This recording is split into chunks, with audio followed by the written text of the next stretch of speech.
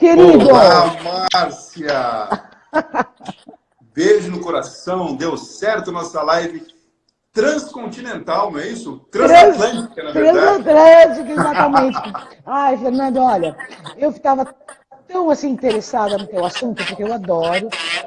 Ixi, eu estou com algum retorno aqui dentro do meu... Estou com um retorno, acho que desse... Desculpa, doutor. Eu estou com o teu Fica retorno. tranquilo. Não, eu estou com um retorno qualquer dentro do meu... Ai, que estranho. Está me dando um retorno, eu não consigo ouvir. Deixa eu... Vamos ver. Tira esse daqui, vamos ver se não... Porque, olha, o que acontece? Você sabe, então, claro, como a maioria das pessoas sabem, que antes da televisão eu tinha uma agência de casamentos. Sim. Eu vou tirar isso aqui para ver se eu... Não estou conseguindo fazer, estou com retorno, meu E se mesmo. você ficar, ô Márcia, se você ficar sem o áudio, só com o som do celular mesmo, dá? Ou não? Não, peraí. Agora eu consegui. Pronto. Vamos ver. Acho que sim. Eu tenho até livros, ó. Olha só. Então imagina se você é o homem que eu mais quero conhecer no mundo. Ó, deixa eu mostrar o meu para você. É que aqui mostra o contrário, né? Mas esse livro aqui eu publiquei em 2017, Neurociência do Amor. Eu fiz uma pesquisa incrível, fui em todas as bases de dados. Olha, até trabalho no zoológico a gente fez para entender como, por exemplo, os orangotangos, na verdade, trocam afeto. Porque o amor, sabe, Márcio, o amor é uma emoção muito evoluída. Quando a gente vai observar a evolução das espécies, a gente percebe que nos répteis existe sim cérebro suficiente para sentir alguns tipos de emoção, como por exemplo a raiva, como por exemplo o medo. Agora, amor mesmo, desse sentido que a gente consegue inclusive pensar, criar poema, escrever sobre, olha, é nos grandes primatas e principalmente na gente que tem lobo frontal. Tá, então vamos lá. Olha, muita gente acha que amor é mágica, é sorte, é destino. Ou seja, tem todo um lado místico do amor. Mas por que eu estou com esse retorno? Tem todo um lado místico do amor. Eu vou tirar. Eu vou desligar meu mic. Eu vou tentar fazer. Tá. Vocês me ouvem? Eu escuto você bem, eu escuto você bem. Aumenta aqui, põe para mim no máximo, que eu vou tentar fazer sem o mic. Você tá no Viva Voz. Deixa eu ver. Pronto. Tá me ouvindo, doutor? Perfeitamente. Público, tudo bem? Vocês me ouvem? Qualquer coisa, dê um grito. Tá. Então, o que acontece? Todo mundo acha que o amor está envolvido de uma mística qualquer, que não se sabe bem decifrar. Ah, porque era o meu destino encontrar aquela pessoa. Blá, blá. Eu quero saber o seguinte, sob o ponto de vista da ciência, é verdade que o amor, a gente pode determinar por quem vai se apaixonar? Existe uma razão lógica que nos faz apaixonarmos por tal pessoa e não por outra? Olha só, eu vou te dar uma resposta de um trabalho científico publicado por um grupo de alemães muito interessante. Pegaram pessoas que eram casais, tá? Que de fato existiam, pessoas que se amavam, e foi aplicado um questionário para saber o quão intensa elas julgavam aquele relacionamento. Quão quente era, entendeu? Do ponto de vista de vontade de estar perto, de ter troca de carinho, de ter significado. Paralelo a isso, olha só que maluquice, coletaram material genético da parte de dentro da bochecha, aquele mesmo que a gente faz para pesquisar teste de paternidade ou avaliações genéticas. E o que descobriram? Olha só que interessante. Os casais que tinham uma resposta mais intensa de amor e de afeto e de ligação tinham, em coincidência, uma alteração, quando a gente faz a avaliação da carga genética relacionada ao sistema imunológico. Quer dizer, a alteração não como doença, eram diferentes. Era assim, ó, da match, sabe esse negócio que fala, deu match, grudou os dois ali, fez sentido. Quando a parte genética, que era responsável pelo sistema imunológico, era mais diferente. A resposta biológica para isso é o seguinte, tá? Aí a gente tem que pensar no horizonte da procriação. Sim. Pessoas que vão misturar e dar descendentes com um sistema imunológico mais completo, porque o pai e a mãe são mais diferentes, existe uma lógica cerebral para que essas pessoas tenham um maior grau de conexão. Tá bom, Veja, mas a gente não... eu não respondi sua pergunta, Não, eu você sei, percebe? mas peraí, Eu te contei alguma um coisa gênio. que significa um pedacinho aí da peça do quebra-cabeça. Mas, obviamente, não é a resposta final. Tá. Agora, peraí, tem o gene, então. Então, o que eu quero entender é o seguinte, só para aplicar uma linguagem muito simples para as pessoas. Então, quando eu me apaixono pelo... Em Portugal, quando eu me apaixono pelo Joaquim, e no Brasil pelo Bruno, tem um motivo, ou seja, todas as pessoas que tiverem um componente genético parecido com o daquelas pessoas, eu irei me apaixonar também. Então, olha só, esses casais, eles já ficaram juntos, né? Então, o processo inicial de se conhecerem e terem o primeiro contato já ocorreu. Então, eu não consigo responder isso para você dessa forma, com esse dado.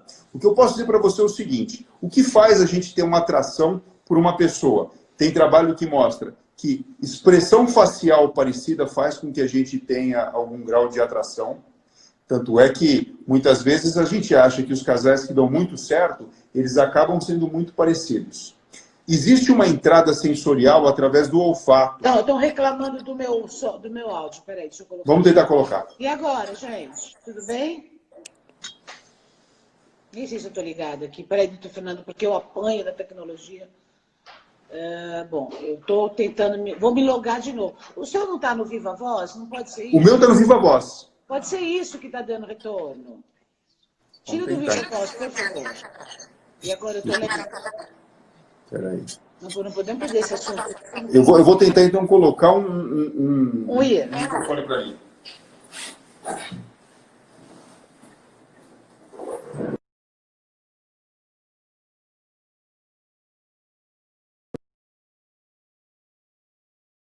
Menina. Pronto, agora sim. Vocês estão me ouvindo? O senhor está me ouvindo, Fernando? O doutor Fernando me ouve? Doutor Fernando me ouve? Agora sim. Olha, eu estou totalmente aqui no microfone também. Está melhor o som? Tá, agora está ótimo. E acho que para todo mundo também. Ó. O pessoal está falando que para a Márcia está bom, acho que para o doutor Fernando também. Tá bom, então agora vamos desvendar isso. Vamos lá. Quer dizer que tem um biotipo ou uma expressão, o que é que nos atrai? Eu me atraio por alguém que...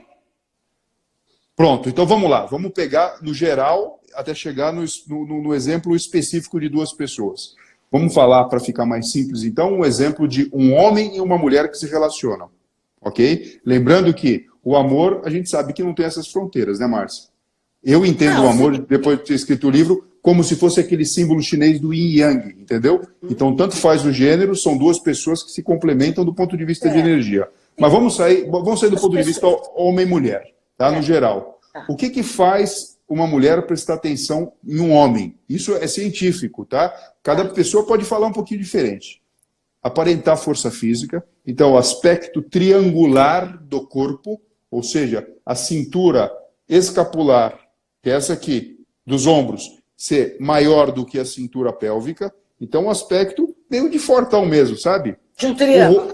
O rosto um pouco mais quadrado e um tom de voz mais grave. Isso faz, em linhas gerais, atrair mais o sexo feminino. Tá bem, então vamos lá, pausa, vamos perguntar uma coisa. Muito bem, essas aí são, um estereótipo masculino, não é? Então, uma mulher que tenha esse estereótipo mais masculinizado, porque tem mulheres que têm o corpo triângulo, não é? Que tem a voz mais grave, como é o meu caso, né? Essas mulheres, elas têm mais dificuldade, então, de atrair parceiros? Porque o estereótipo dela é masculino, entende o que quer dizer? Entendo. Olha, vamos falar então do estereótipo feminino. Geralmente, o estereótipo feminino seria um triângulo invertido, com formato de ampulheta, com seios fartos e bacia mais alargada. O que isso biologicamente significa? A gente está falando agora de uma conversa inconsciente. Uma fêmea que teria a condição de ter uma boa gestação e depois, então, de alimentar a prole. Procriar. É uma resposta muito básica, muito básica. Mas o que você está falando em linhas gerais tem sentido sim. Talvez uma mulher que tenha esse estereótipo, ela tenha um pouco mais de facilidade de conquistar o sexo oposto do que a outra que tem um biotipo que mais assemelha do masculino. Mas isso não é uma regra... Não, é uma possibilidade, mulherada. Mas vamos pensar, porque se nós estamos falando aqui de uma linguagem inconsciente do cérebro, quer dizer, pode ser que uma mulher que tenha mais dificuldade na conquista é porque ela representa inconscientemente o igual, não é? O masculino para o masculino. E ele tem a tendência de procurar o feminino por causa da procriação, da evolução, etc. É uma possibilidade, então. É uma possibilidade bem genérica, mas ela é real. Tanto é que aqui a gente sabe que a gente vai começar uma época agora em que os corpos ficam mais em evidência, estamos falando de festa de carnaval e tudo mais,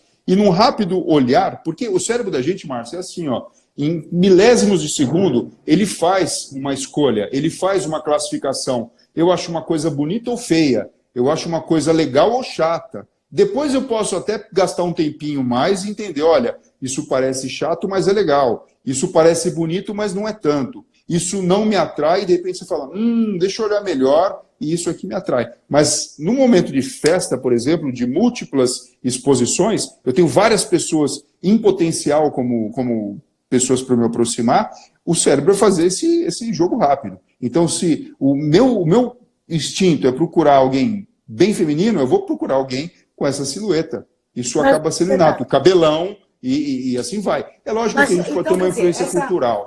Essa vibe do carnaval, de paquera, de atração, não está, então, relacionada à bebida, excesso de bebida? Isso que eu queria saber. Está relacionado mesmo ao excesso de oferta, ao estímulo, o excesso de estímulo? Olha, tem duas coisas super interessantes. Primeiro, a gente tem um excesso de estímulo, que é diferente do nosso dia a dia. Tá? É lógico que quem mora num país tropical, num lugar que tem praias, como, por exemplo, o Rio de Janeiro, onde existe uma cultura de se mostrar mais o corpo, essa exposição é mais frequente. Mas quem não está acostumado, de repente vai ter uma super exposição a pessoas bonitas, com o corpo sendo exposto de uma forma sensual e diferente. Se junto com isso você associa o consumo de bebida alcoólica, e geralmente numa dose um pouquinho maior, a gente sabe que o álcool ele tem o poder de estimular um neurotransmissor chamado GABA, ácido gama-aminobutírico, que faz o quê? Ele controla o nosso cérebro, diminuindo o nosso controle inibitório. Então, por exemplo, eu acho você gata, mas eu guardo aqui para mim. Se você está utilizando o álcool aí em excesso, você vai falar, nossa, como você é gata, como você é atraente. Bom, então, isso eu sou mesmo, não precisa nem dizer. Agora, doutor... Mas é mesmo, mas é mesmo. A gente fala, existe aquele ditado, in vino verita, né? Sim, Quando o álcool entra, a verdade sai, não é? Exatamente isso. O controle inibitório deixa de existir e as pessoas afloram o que vem na cabeça. E quando a gente está falando aí de sedução, de conquista, se a pessoa achou interessante, ela não vai pensar duas vezes, ela vai falar ou agir. Vai tentar se aproximar, vai tentar conversar, muitas vezes vai tentar beijar. Por isso que a gente lida numa situação muito especial do comportamento humano, no qual a gente alerta, olha, não é não. Não é porque a mulher está com um corpo mais à mostra numa festa pagã, que é o carnaval, que ela está dizendo que quer que qualquer um venha, agarre ela e beije na boca. Mas, ao mesmo tempo, existe sim aí um desafio escondido, porque elas estão muito exuberantes e bonitas, e junto com isso, o consumo da bebida alcoólica faz com que o controle do indivíduo, do cérebro do indivíduo, esteja, veja, comprometido. Então, a chance de ter confusão é grande. Certo. Agora, o que acontece é o seguinte, como acontece a paixão? Eu me apaixono por uma pessoa. No primeiro momento, é uma coisa que é do primeiro olhar que eu me apaixono, ou é a paixão, ela pode construir. Ou então eu falo, olhei para aquela pessoa e acabou. Ela é Olha só, existe isso que você está falando, e isso é o sonho de consumo de todo mundo, né? O amor à primeira vista. Você já bateu o olhar ali. Muita gente gosta disso. Vale a pena, doutor? Que isso? Então, mas acontece o seguinte, olha só, tem um autor, um pesquisador, chamado John Lee, que publicou na década de 80 6 formas diferentes de relacionamentos. E isso é muito legal. Tem porque, tipo assim, de amor, né? Então assim, quando a gente fala, por exemplo, pessoas que são amigas por um grande tempo, anos às vezes, e de repente uma olha para a outra diferente e fala, puxa, eu nunca imaginei que você poderia ser minha namorada. E você fala, eu nunca imaginei que eu poderia estar junto com você. E essas pessoas ficam e começam a trocar carícias mais próximas como namorados e se apaixonam. É um tipo de amor que vai para um lado que a gente chama de estorge. Esse é o nome que ele deu. Que é alguma coisa... Por exemplo, aqui no Brasil a gente tem o Luciano Huck e a Angélica, que foram amigos antes e depois, na verdade, evoluiu. Que é diferente, por exemplo, de um outro tipo de amor que chama Eros. Aí o exemplo típico do Eros é a história do Romeu e Julieta, que se apaixonaram de repente e tudo tinha significado e passaram por todas as fases do amor, seja eterno enquanto dure, não é isso que é dito? Dessa forma. Mas existem outros tipos também. Por exemplo, o Ludus. O que é o Ludus? Ludus é o seguinte, essa brincadeira. Então, você tem lá seus 2, 3 namorados, mas nenhum muito sério. Eu tenho aqui minhas namoradas, de repente a gente se relaciona, o tempo vai passando, a seleção natural acontece e os relacionamentos que de fato têm significado persistem, apesar de todos os deleites possíveis e impossíveis que a vida vai oferecendo. E o que acontece? Quando você começa a misturar esses tipos de amor, você tem alguns outros diferentes. Por exemplo, o pragma. O que é o pragma? Você vê aquele cara... Vou te dar um exemplo, um checklist. Isso mesmo, tipo aquele cara. O cara é um super empresário, tem mais idade, mais estabelecido, e fica com uma moça de 20, 30 anos de idade. Aí fala, ele está interessado na beleza dela, e ela está interessado na fortuna dele.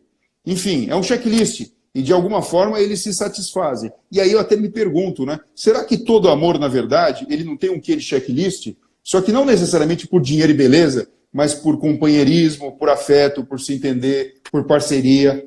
É muito interessante isso. Eu acho que não, porque, doutor Fernando, como é que nós vamos explicar? Bom, primeiro, a primeira pergunta, que a gente vai entrando no assunto, e eu sei, nós teríamos que fazer uma live de um mês, pelo menos. Bom, é o seguinte, nesses diferentes tipos de amor, tem o mania, que é aquele mais instável, que gosta da rejeição, que se atrai por quem não tem interesse, porque gosta desse jogo da conquista, o Dom Juan, né? Isso. Mas digamos, então, o tipo mania, ele pode se dar bem com o tipo storge? Então, geralmente é quando tem os atritos. Porque assim, a gente não tem ainda, Márcia, um termômetro do amor. Eu estou tentando criar, mas é difícil isso. Um paixonômetro, entendeu? Então, quando a pessoa está apaixonada, e só ela sabe que está apaixonada, por quê? O cérebro dela funciona diferente. É um monte de neurotransmissor atuando de uma forma diferente. É mais adrenalina, mais noradrenalina, a pessoa tem mais disposição, ela tem mais vontade, tem mais dopamina, então ela sente prazer. E aquela outra pessoa pela qual ela está apaixonada, ela tem a chave do circuito cerebral do prazer. Então eu dou muito poder para outra pessoa e sequer eu conheço aquela pessoa direito. Só que eu não sei se, da mesma forma que eu estou apaixonado por aquela pessoa está por mim. Então existe uma fase que, assim, serotonina está baixa, que geralmente dá para a gente estabilidade no humor. Ou seja, eu tenho medo de perder a pessoa, porque o que vai ser da minha vida se aquela pessoa der tudo aquilo de gostoso, de legal, para outra? Seria insuportável, você percebe? É insuportável. É insuportável. Agora, nós vamos falar disso daqui a pouco, como fazer quando nós estamos... Mas não fala agora, é só no final da live. O que fazer quando estamos insuportavelmente apaixonados por alguém que não quer saber da gente? Porque já aconteceu com todo mundo, né? Quer dizer, com vocês, comigo não.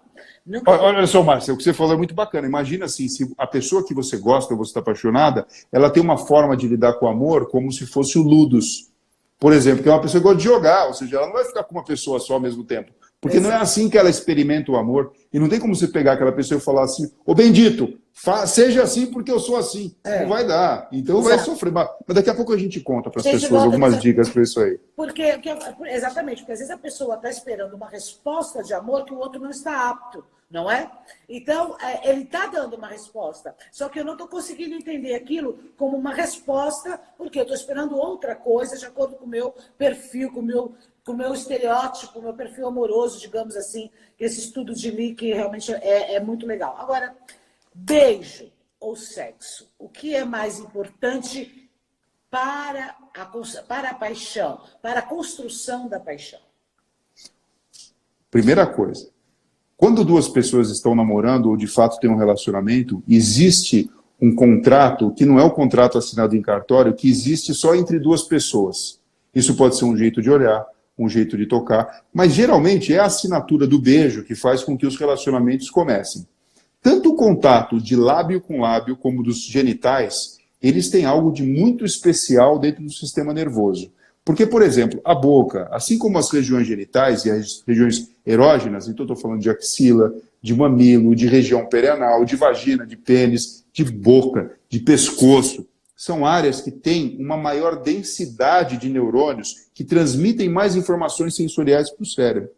Então, quando você coloca duas bocas querendo se encostar de forma curiosa, de forma carinhosa, de vontade mesmo, o cérebro das duas experimenta coisas maravilhosas, principalmente se de fato tiver afeto e desejo entre os dois. Então, assim, o beijo, veja, ele é muito mais simples, se você parar para pensar, do ponto de vista biológico, e muito mais de propósito do que o próprio sexo. O beijo ele pode acontecer sempre. Veja, mesmo se o indivíduo tiver impotência sexual, mesmo se a mulher não conseguir de alguma forma ter uma relação, o beijo, quando a pessoa quer de fato, ela pode fazer, ela então, pode... por exemplo, para a química da paixão, é mais importante ter uma boa sintonia no beijo e não necessariamente sexual. Porque às vezes, o que eu quero dizer com isso é, tem gente, eu conheço muitos casos, obviamente fala assim, nossa, você sai com fulano, é um show sexual, mas não estou apaixonado. Exato, exato. Ô, Márcio, eu acho que assim, o sexo, na verdade, é que a gente fala sexo e entende sexo como penetração, como um momento de intimidade entre duas pessoas, tocando partes do corpo que ficam embaixo das roupas íntimas. O sexo pode acontecer através do olhar. O sexo ele pode acontecer e acontece geralmente em casais que têm um relacionamento bem-sucedido, não só na cama, é o dia inteiro, é desde a forma que se cumprimentam, que se trocam carinhos. E aí, na verdade, a cama acaba sendo o ápice, onde você tem a penetração, onde você tem o circuito cerebral do prazer tão estimulado que você atinge o clímax, que a gente atinge um ponto onde existem ali fogos de artifício, que eu estou falando aqui do orgasmo, daquela sensação maravilhosa, que pode acontecer. Doutor, que o sexo começa no café da manhã. Porque não adianta ter um casal que se desentende, que não tem afinidade, cumplicidade o dia todo, e de repente querer chegar à noite, pode querer soltar fogos de artifício que não vai conseguir, vai ficar tudo muito pesado, né? Porque aqui... E artificial, né? E artificial. Exatamente. Porque dentro da cabeça já está, ai, que sacana, ele não me fez isso, aí tá. Ai, eu não suporto quando ela começa, não é? Então, quer dizer, o sexo é uma construção de 24 horas do dia, para depois, como o senhor disse, culminar nesse momento tão pequeno. Tão pequeno proporcionalmente à vida, né? De uma pessoa, exatamente. Eu tenho uma amiga que fala uma coisa sensacional.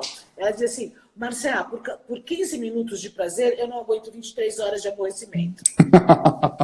Fantástico. Acho que ela... fantástico, fantástico. Não é? É verdade. Agora... Muito bem. Então, é mais importante, quer dizer, às vezes o casal não tem mais uma vida sexual, mas tem afinidade, afeto, etc. Agora, as pessoas estão perguntando, a Kátia, por exemplo, perguntou o seguinte, é possível nós nos apaixonarmos por duas pessoas ao mesmo tempo? Olha só, se você me perguntar se é possível amarmos duas ou mais pessoas ao mesmo tempo, depois de todos os estudos que eu fiz e aonde eu fui buscar informação, eu digo para você, amar duas pessoas ao mesmo tempo é possível. Agora, estar apaixonado por duas pessoas ao mesmo tempo, impossível. Porque paixão é atenção plena. E esse tipo de atenção você não consegue dividir.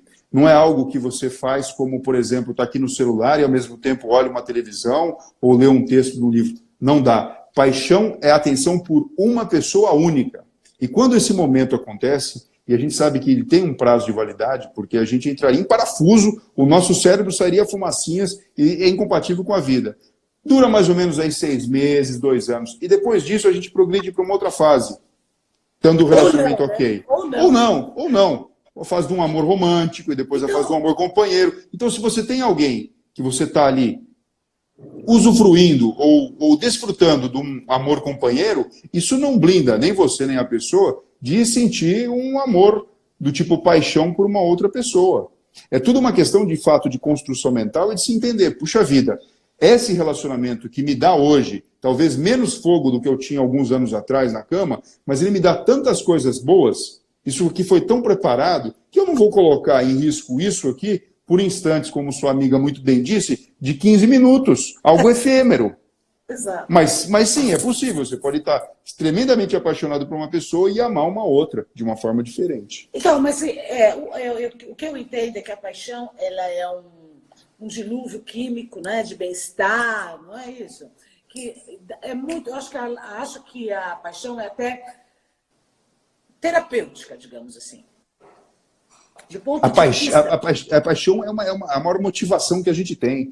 Quem consegue dominar e entender a paixão e, por exemplo, se apaixona pelo seu trabalho, se apaixona por uma causa, entende essa energia, essa mecânica do mundo, consegue ter uma vida com felicidade, com resultado, sabe, com resiliência, com um monte de coisa. E com motivação, que é o principal, não é? Então, eu acho que a paixão ela é até terapêutica sob esse ponto de vista.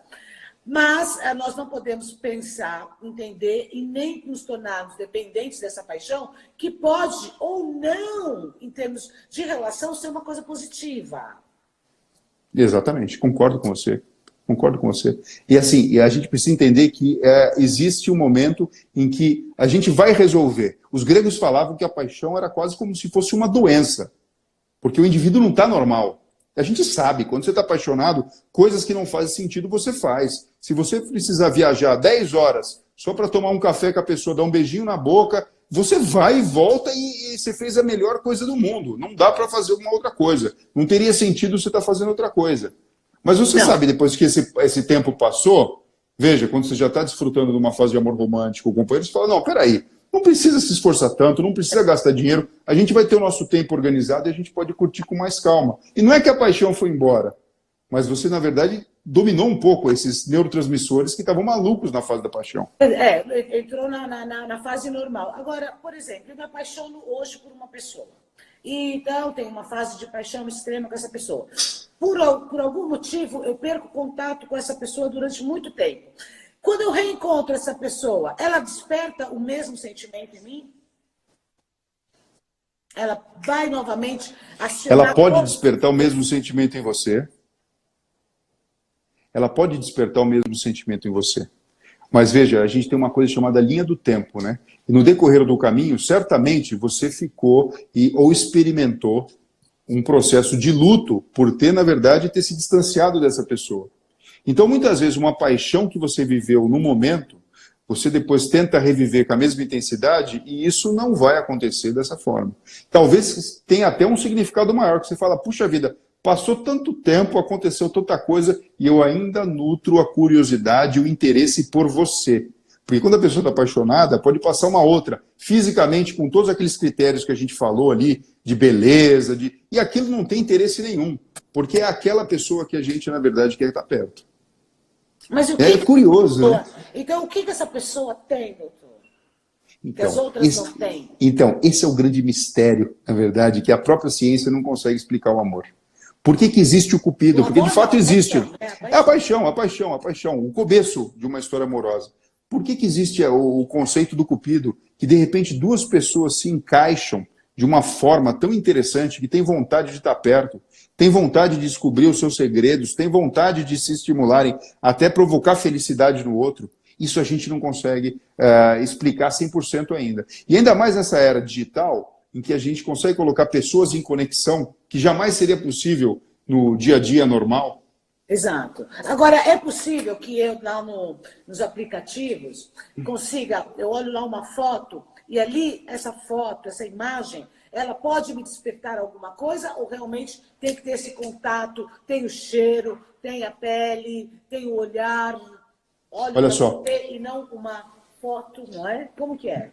Assim, para a gente ter uma paixão consumada, um amor de fato acontecendo na sua plenitude, a presença física é fundamental. A gente consegue, na verdade, oferecer para o cérebro de todo mundo, através, por exemplo, aquilo que a gente está fazendo, uma comunicação através das redes sociais, dados de audição, a gente consegue mostrar a parte visual, até o mesmo movimento, noção de tempo, mas assim, paladar, sabor, gosto, cheiro, tudo relacionado com a entrada sensorial olfativa, a gente ainda não consegue através dos dispositivos eletrônicos. Mas e esse dado...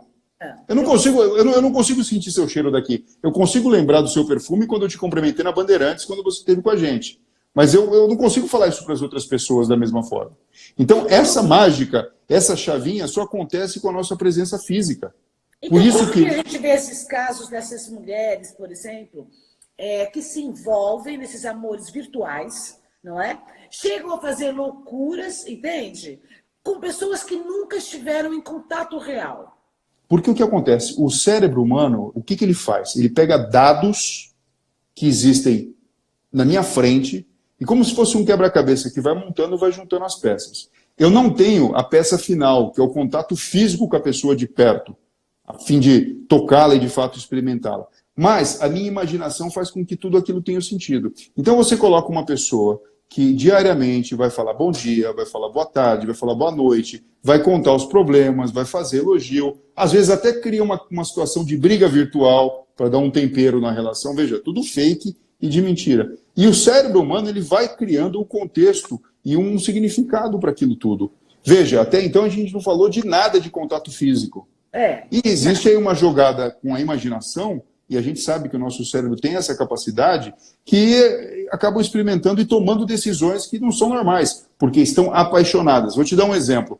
Muitas pessoas que têm muitas posses recebem orientação de seus advogados para, durante a fase da paixão, tomar cuidado para não assinar um documento, não sair casando com qualquer pessoa, ou então pelo menos faz um contrato pré-nupcial, porque durante essa fase da paixão, não é só o homem não, a mulher também fica besta, entendeu? Sim. Fica totalmente vulnerável, no bom sentido. É bom demais, mas fica vulnerável. E é nesse contexto de imaginação, de encantamento, que essas confusões podem acontecer. E o nosso cérebro adora isso. A gente quer carinho, a gente quer atenção, a gente quer que as pessoas se preocupem conosco. Então, quando isso acontece de uma forma constante, então a pessoa entrou lá no aplicativo, oi, foi de noite, tchau. Nossa, deixa eu ver como você está vestida, como você está bonita. Quer dizer, o camarada não dá chance nem do homem na rua fazer um elogio para ela, porque o cara já fez antes. E aí o cara fisga a atenção da pessoa. E Quer dizer, a carência me torna mais vulnerável à paixão? Ou não? Assim, todos nós temos carência de sermos ouvidos, entendidos, contemplados, admirados. Porque quando a gente está apaixonado por alguém e alguém está apaixonado pela gente, essa pessoa admira a gente, né? Não tem aquele ditado que fala, olha, quem ama o feio, bonito lhe parece. Sim. Até o feio fica charmoso, fica elegante e tudo mais. Então, é nesse aspecto do comportamento e do cérebro humano que a paixão acaba se instalando. Algumas pessoas são mais casca-grossa, né? E, na verdade, só isso não basta para que ela, de fato, relaxe e se entregue para todo o potencial que o amor tem. Mas outras, aí é uma questão de variação pessoal, já se entregam facilmente. E aí podem ficar muito vulneráveis. Sim, agora, então, quer dizer, eu vou lá, eu começo a criar uma fantasia, né, virtual. É uma fantasia, um cenário fake, que não existe, porque a pessoa não é nada daquilo. E às vezes eu posso me encontrar com a pessoa, porque eu acredito muito na questão do cheiro, não é? Tanto que nós temos feromônios, que é isso que mostra que a atração, o cheiro é muito importante. Aí eu criei todo esse cenário. E cheguei lá, o cheiro da pessoa, a pele parece que gruda e cola, né? E aí, desmorona? Então, aí desmorona. Aí existe aquele segredo, né? Não sei se você já ouviu falar isso, o pessoal do interior de São Paulo usava muito esse termo. Para a gente ter uma vida amorosa, feliz, é importante, principalmente para o jovem que ainda não é casado nem nada, ter um pafúncio. Você já ouviu falar o que é pafúncio? Não. Não, pafúncio é esse amor que a gente tem platônico. Então você tem uma expectativa, um sonho, alguma pessoa que te preenche. Quando você vai lá e você resolve essa situação e o desfecho não é bom, veja, é um tiro no pé. Porque você pode estar matando algo que te faz experimentar a vida de uma forma mais gostosa.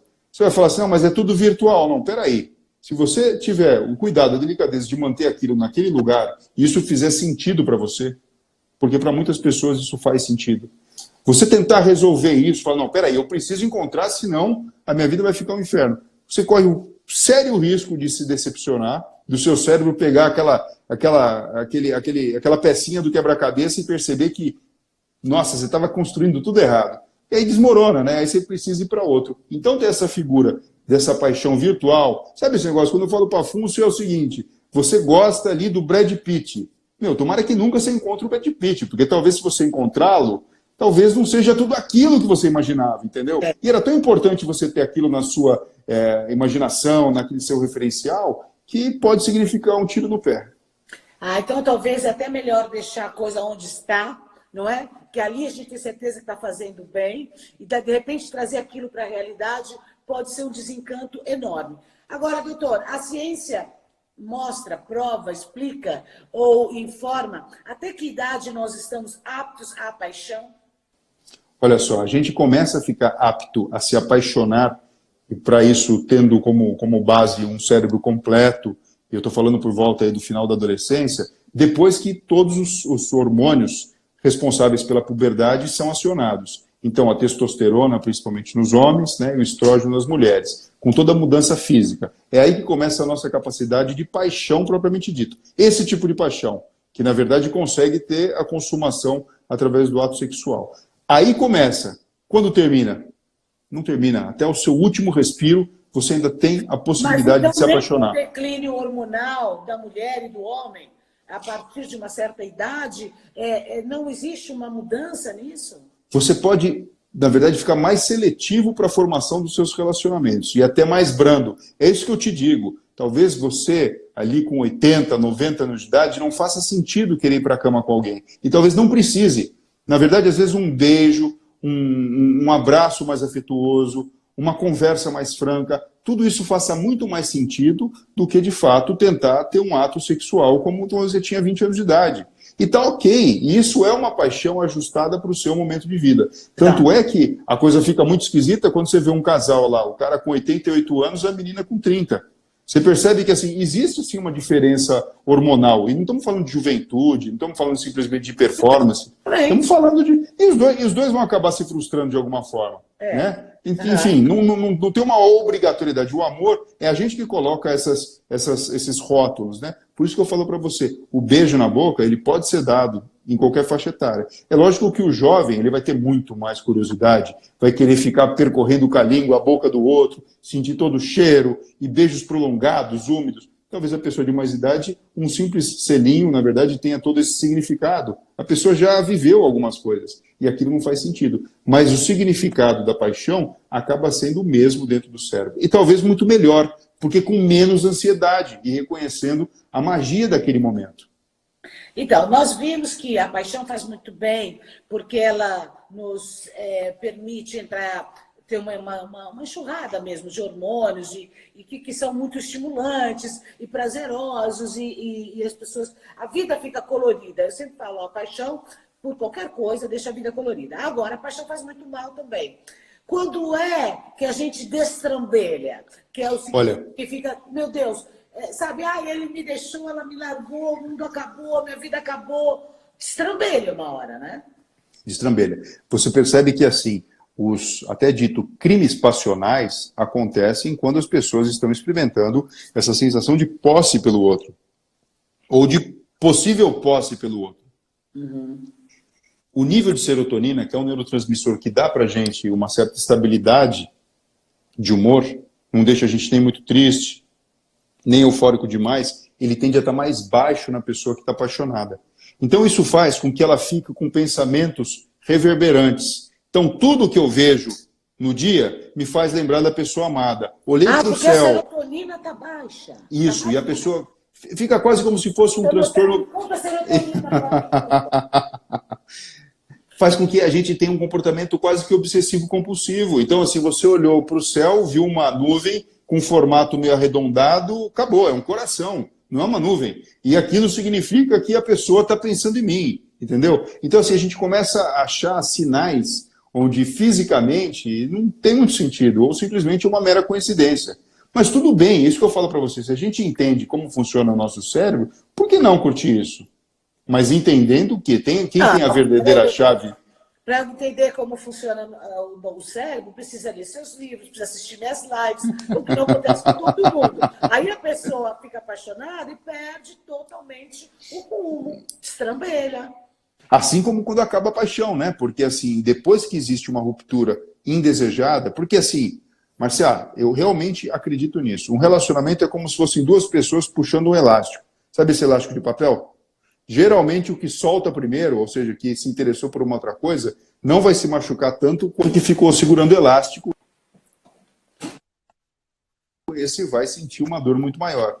E essa dor, geralmente, ela vai seguir mais ou menos um tempo de duração, como é o caso da paixão. Então, ali 6 meses a 2 anos, que é basicamente um processo de luto.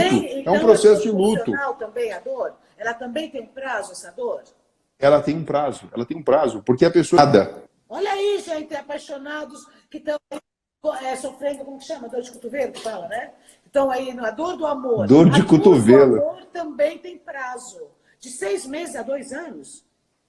6 meses a 2 anos, ou seja, acaba. Aí o que acaba acontecendo? As mulheres geralmente tendem a ficar deprimidas. Veja, é uma tendência, não é que isso acontece. E muitas vezes vão precisar fazer terapia, muitas vezes tomar remédio, quando os casos são muito arrebatadores, né? Porque, vamos supor, uma ruptura pode acontecer por conta da descoberta de uma traição. Muitas vezes a pessoa não entende que o amor acabou, e a pessoa está sendo sincera, está dizendo, olha, acabou, eu quero seguir minha vida. A pessoa apaixonada atrai, doutor? Não. Apaixonada não. Apaixonada então, não. Exceto se ela não tiver, na verdade, de nenhuma forma equilibrada. Ou seja, ela está tão louca, num surto de ciúmes, e que faz coisas que não têm o menor sentido. Entendeu? E muitas vezes não é que trai querendo trair. Eu estou falando de fazer uma coisa totalmente fora da casinha. A pessoa se sente rejeitada ou se sente, então, por medo de ser traída, ela vai lá e trai antes. Mas, no fundo, ela não está querendo isso, não. Diferente de uma traição, de um relacionamento de mais longo prazo, que é uma situação diferente. Não, diferente. Agora, os homens, por exemplo, quando lidam com essa questão da separação indesejada, geralmente tendem mais ao abuso de substâncias, ao alcoolismo, aos jogos, à sensação de ruína. Então, é algo que assim, faz parte do complexo de saúde que a gente acha. Porque, quem assim, é mais suscetível à paixão, o homem ou a mulher? Então, eu digo para você, os homens tendem a ter uma visão mais romântica, acredite, do que as mulheres. A mulher é um ser geralmente muito mais apto para conseguir fazer o checklist, apesar de ter toda essa parte emocional mais aflorada, do que o homem. Tanto é que, por exemplo, quando a gente pega casais que, vamos falar, entre aspas, que deram certo e fazem bodas de ouro ou coisa assim, e de repente um adoece e morre, geralmente quando o homem morre primeiro, a mulher ela dura muito mais. A mulher tem mecanismos de defesa mais inteligentes. Por quê? Vocês precisam lidar com situações mais adversas. A natureza é assim. Uma mulher, quando ficar grávida... A própria gestação, parto... Sim, veja. A mulher ficou grávida. Ela está numa situação física desfavorável. Entendeu? Ela está, entre aspas, desfavorável. Ela precisa usar muito mais o cérebro para ter as artimanhas dela e, de alguma forma, solucionar o problema. O homem não passa por isso. Por outro lado, quando morre uma mulher, estou falando lá depois de 50 anos de casado, sei lá, teve um câncer, teve um AVC, morreu, o homem, geralmente, ele morre muito mais próximo. Entendeu? O tempo de sobrevida dele é mais curto, porque a gente depende de vocês. A mais pura verdade é essa. O sexo forte, na verdade, é o feminino, e a energia maior que existe nisso, e acaba dando tom de tudo, acaba sendo a mulher. O homem quer dizer que é fortão, né, que é o conquistador e tudo, mas na verdade não é assim que funciona. Não, o casamento, são estudos, viu, gente? Estou brincando, não. O casamento, ele é muito mais favorável ao homem do que para a mulher. Uma mulher casada vive menos e um homem solteiro vive menos. Não sou eu que estou falando. Tem estudos. Porque agora, a estrutura do casamento tende a ser mais favorável para os homens. Sim, porque na verdade o que acontece? O homem entra de carona, uma coisa que existe dentro do cérebro feminino. Ele é visita, né? Que é esse processo de organizar todo o entorno. Então, para dar o conceito de lar a um ambiente onde duas pessoas coabitam com o propósito de desfrutarem o amor, quem faz esse contexto, geralmente, é o gênero feminino, é a mulher. O homem pode se esforçar, mas tem mais dificuldade. Tanto é que você percebe, quando existe um divórcio, geralmente existe uma tendência dos filhos, principalmente se são pequenos, a ficarem mais próximos da mãe, mesmo que não precisem do leite para amamentar. Veja, não é que tem homem que não faça a função e não faça isso. Não é isso. Mas existe uma tendência, a natureza faz isso. É um movimento que é mais forte do que a nossa vontade ou do que o nosso senso de justiça, de divisão de tarefa ou de compromisso. Então, as pessoas estão falando que a live parou, mas acho que, olha, gente, é o sinal de vocês, porque eu estou vendo o doutor aqui não travou, eu também não travei. Doutor, esse assunto é muito interessante, está passando muito rápido o tempo, estou ficando nervosa. Ficando com raiva. Olha. Não, mas não fica não, a gente vai estar junto aí em Portugal, dia 26 de abril. Quando é que o doutor Fernando vai estar aqui em Portugal? Vamos aproveitar e falar. Vamos falar. Dia 26 de abril, tá? Na Universidade. 26 de abril. Boa. Em Lisboa, isso junto com o Dr. Alberto Lopes, que é neuropsicólogo e hipnoterapeuta, que tem uma linha de trabalho muito bacana com hipnose, com aplicação clínica, que vai falar sobre a linguagem do encantamento. Ele hipnotiza como? Para a gente desapaixonar? Não. Olha só, ele tem uns trabalhos tão interessantes de pessoas que têm problema, por exemplo, de câncer e têm dificuldade de fazer o tratamento. Faz sim também regressão para a pessoa, de repente, entender por que às vezes ela tem relacionamentos tóxicos, como aquele que você falou, a pessoa tem aquele tipo de relacionamento mania. Então sempre ela está se colocando numa situação em que ela não vai usufruir o amor como um todo, e ela se auto-sabota. Então, às vezes, através da hipnose, você consegue chegar em pontos, em momentos, em que a pessoa ficou, entre aspas, né, meio travada mentalmente e emocionalmente, e você dando um novo significado à pessoa. Isso. A Maia também da CMTV vai estar com a gente, e você vai estar lá junto com a gente, vai ser fantástico. Eu lá. Já pode ter certeza. Então, no dia 26 de abril, em Lisboa. Exatamente, 26 de abril em Lisboa. Um workshop que vai pegar o dia inteiro essas e muitas outras conversas com dinâmicas. A química do amor, né? A química do amor e a terapia do encantamento. Então, nós vamos entender, porque, gente, é o seguinte, todo mundo sabe reclamar, ele não gosta de mim, ela não me dá bola, eu não conquisto ninguém. Mas ninguém quer se dar o trabalho de estudar, de pesquisar, de se autoconhecer. O autoconhecimento, o conhecimento que traz o autoconhecimento e que faz com que você pense o seguinte, tá danado? Tá. Tá apaixonado? Tá. Ele não quer saber de você, ela não quer saber de você, vai passar. Vai passar, meu amor. Não precisa, não. Vai passar. Mas isso o quê? É conhecimento, amadurecimento. É isso que a gente precisa de estrutura para lidar com esses reveses da vida. Porque a paixão, ela é muito boa e também... as pessoas dizem que está travando, mas eu vou falar uma coisa, gente. Nós vamos sair do ar daqui a pouquinho, mas eu vou editar a live. Eu não vou editar nada, porque a conversa é tão boa, não tiramos nada. Eu vou colocar no meu feed, tá bem? Então vocês poderão assistir hoje, amanhã, para não enlouquecer no carnaval, sabendo que isso é paixão. Exato. Nada de enlouquecer no carnaval. Juízo. Agora, doutor, me diz uma coisa. A pergunta que eu deixei para o final. A nossa conversa passou em 5 minutos. Estamos apaixonados, né? Total. Isso é um diagnóstico de paixão. Estou apaixonada. Como eu faço para desapaixonar, já que não está dando certo? Olha só, existem basicamente algumas estratégias. Vamos supor que você está apaixonado e não existe um retorno daquela pessoa. E você percebeu que é uma fria e você tem que sair fora. Quais são alguns truques que você pode lançar a mão para tentar amenizar essa situação do cérebro, né? Não que eu ache que seja uma doença como os gregos achavam, mas é diferente. Primeiro, a prática de atividade física, principalmente exercícios aeróbicos, que faz com que exista uma grande liberação de endorfinas e de serotonina. Isso aqui ajuda. Total. E principalmente exercício aeróbico, bicicleta, corrida, natação, coisas que façam você transpirar. Entendeu? Isso é importante. Eu digo porque muitas vezes a pessoa está apaixonada e ela esquece de fazer esporte. E o esporte ajuda. Segunda coisa, remova qualquer coisa que faça você lembrar daquela pessoa. Então o que é? Para de seguir mesmo na rede social, esconde a foto, evita falar o nome da pessoa. As coisas fora, né? Total, não se sabota. Porque muitas vezes a pessoa fala, não quero saber dele, mas toda hora... Total, você precisa entender amor sem dor. É isso mesmo. Nem está mais no mercado. Um pouco existiam regras muito fechadas. Hoje em dia você pode separar, você pode caminhar para um divórcio. Mas é isso que muitas vezes os casais fazem, e sem saber que estão num momento especial da relação, que não significaria o término, e acabam tomando uma conduta assim precipitada. Por isso que terapia de casal, ou simplesmente o fato de querer olhar para o relacionamento, querer entender um pouco mais o amor, faz parte do processo. E aí a pessoa separa de um, casa com o outro e começa o mesmo problema. Separa de um, casa com o outro, é a mesma coisa, porque não é na pessoa que está a resposta. Só muda o RG. Só muda o RG. Por quê? Porque a pessoa não se mudou. Eu acho que enquanto a pessoa ela continua sendo desta forma, ela continua atraindo a mesma coisa. A partir do momento que ela se transforma, ela também passa a atrair outras coisas, porque ela passa a observar diferente e se portar diferente. Isso acho eu, né, doutor, que não sou neuro nada. Agora, se você percebe que, assim, olha que legal, o relacionamento, qualquer um que seja, sempre vem para ensinar alguma coisa para a gente.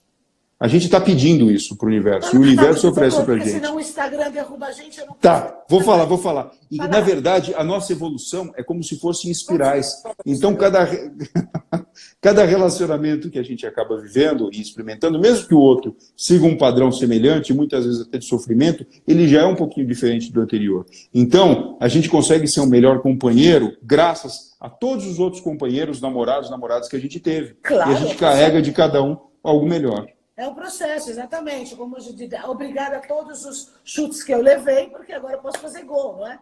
Exatamente. Doutor, muitíssimo obrigado. Eu só vou encerrar assim correndo. Olha, doutor Fernando aqui em Portugal, pá.